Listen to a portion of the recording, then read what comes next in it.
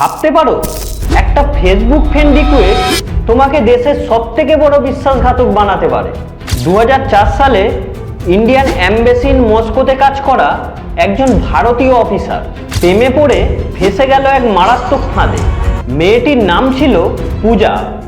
সুন্দর, স্মার্ট এবং ধনী বলে পরিচিত, কিন্তু আসল সত্য সে ছিল আইএসআই এর ট্রেন্ড এজেন্ট।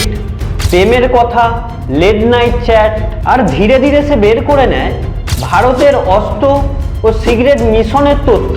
মাত্র কয়েক মাসে ওই অফিসার 250+ গোপন তথ্য বিক্রি করে দেয়, বিনিময়ে পায় 30 লক্ষ টাকা। কিন্তু সে জানতো না যে ভারতের গোয়েন্দা সংস্থা সবকিছু ট্র্যাক করছে।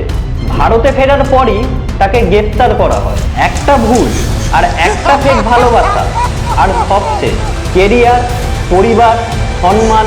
এই হানি ট্র্যাপ শুধু একটা গল্প নয়, এটা একটা ইনভিজিবল যুদ্ধ। তাই সাবধান, অনলাইনে অচেনা মানুষ সবথেকে বড় বিপদ। আর এমন শকিং সত্যি জানতে সাবস্ক্রাইব করো এখন।